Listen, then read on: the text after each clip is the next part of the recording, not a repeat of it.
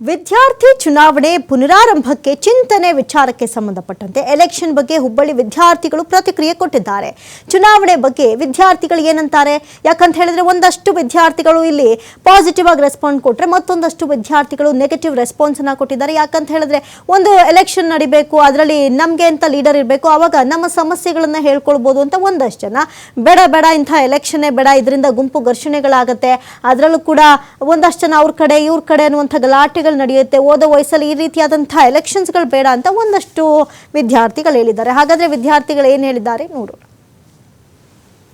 ಬಹಳ ವರ್ಷಗಳ ನಂತರ ಕಾಲೇಜುಗಳಲ್ಲಿ ಚುನಾವಣೆ ನಡೆಸಬೇಕು ಅಂತೇಳಿ ರಾಜ್ಯ ಸರ್ಕಾರ ಮುಂದಾಗಿದೆ. ಈ ಸಂಪಟ್ಟಿಗೆ ಹುಬ್ಬಳ್ಳಿಯ ವಿದ್ಯಾರ್ಥಿಗಳು ಏನು ಹೇಳ್ತಾರೆ ಅನ್ನೋದ್ರ ಬಗ್ಗೆ ಅವ್ರನ್ನೇ ಮಾತಾಡ್ಸೋಣ.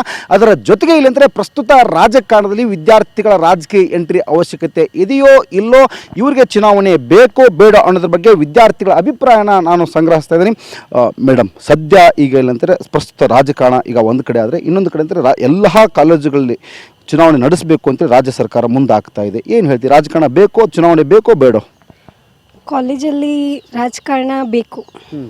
ಯಾಕೆ ಬೇಕೆಂದರೆ ಎಲ್ಲರಲ್ಲೂ ಭಾಗವಹಿಸುವಂಥ ನಾಯಕತ್ವದ ಲೀಡರ್ಶಿಪ್ ಕ್ವಾಲಿಟೀಸ್ ಎಲ್ಲರಿಗೂ ಬರಬೇಕು, ಮತ್ತು ಇನ್ನೂ ಮುಂದೆ ಹೋಗಬೇಕು. ಎಲ್ಲರ ಹತ್ರನೂ ಲೀಡರ್ಶಿಪ್ ಕ್ವಾಲಿಟೀಸ್ ಬರಬೇಕು ಮತ್ತು ಮುಂದೆ ಹೋಗ್ಬೇಕು. ಎಲ್ಲದರಲ್ಲೂ ಪಾರ್ಟಿಸಿಪೇಟ್ ಮಾಡುವಂಥ ಅವ್ರಿಗೆ ಧೈರ್ಯ ಬರಬೇಕು ಅಂಥೇಳಿ ಕಾಲೇಜ್ನಾಗ ಎಲ್ಲ ಕಡೆ ಚುನಾವಣೆ ಬರಬೇಕು, ರಾಜ್ಯ ಸರ್ಕಾರ ಚುನಾವಣೆ ನಡೆಸಬೇಕು. Thank you. ಅಮ್ಮ, ತಾವೇನು ಹೇಳ್ತೀರಿ ಈ ಸಂದರ್ಭಕ್ಕೆ? ಚುನಾವಣೆ ಬೇಕಾ ಕಾಲೇಜ್ ಒಳಗೆ? ಬೇಕ್ರಿ ಸರ್. ಯಾಕೆ ಬೇಕು? ಯಾಕಂದ್ರೆ ಸರ್ ಎಲ್ಲರೂ ನಮ್ಮ ಕಾಲೇಜ್ ನಮ್ದಂತ ತಿಳ್ಕೊಂಡೆ ಎಲ್ಲರೂ ಭಾಗವಹಿಸಿ ಎಲ್ಲ ಪ್ರೋಗ್ರಾಮ್ದಾಗ ಏನಿದ್ರು ಮುಂದೆ ಪಟ್ಟು ಎಲ್ಲರೂ ಮಾಡ್ಬೇಕ್ರಿ ಸರ್. ಎಲ್ಲ ಕೆಲಸ ಆದ್ರೂ ಜವಾಬ್ದಾರಿ ತೊಗೋಬೇಕ್ರಿ ಸರ್. ತಾವೇನು ಹೇಳ್ತೀರಿ ಸಂಪಟ್ಟಂಗೆ? ನಂಗೆ ಬೇಡ ಅನ್ಸುತ್ತೆ ಸರ್. ಅಂದರೆ ನಾವು ಇಲ್ಲಿ ಕಾಲೇಜ್ ಒಳಗೆ ಅದ್ರಲಿಂತ್ರ ನಾವು ಇವಾಗಲೇ ರಾಜಕಾರಣಿ ಅದರೆಲ್ಲ ಅದ್ರೊಳಗೆ ಹೋದ್ವಿ ಅಂದ್ರೆ ನಮಗಿಲ್ಲಿ ಕಾಲೇಜ್ದೇನು ಹಿಂಗೆ ಎಂಜಾಯ್ ಮಾಡೋಕೆ ಆಗಂಗಿಲ್ಲ. ಮತ್ತು ಹಿಂಗೆ ನಾವು ಇಲ್ಲಿ ಕಾಲೇಜ್ ಒಳಗೆ ಮೊದಲೆಲ್ಲ ಹೆಂಗೆ ಲೀಡರ್ಶಿಪ್ಪು ಅದು ನಾವು ನಡೆಸ್ತಿದ್ವಿ, ಅದೇ ಚಲೋ ಅನ್ಸತ್ತೆ ರೀ. ಮುಂದೆ ರಾಜಕಾರಣಿ ಒಳಗೆ ಹೋಗೋದಿದ್ದೇ ಇರುತ್ತೆ ರೀ, ಬೇರೆ ಎದಕ್ಕಾರ ಏನರ ಇದ್ದರೆ ಅದು ಚುನಾವಣೆ ಮಾಡೋದಿದ್ದೇ ಇರತ್ತೆ ರೀ.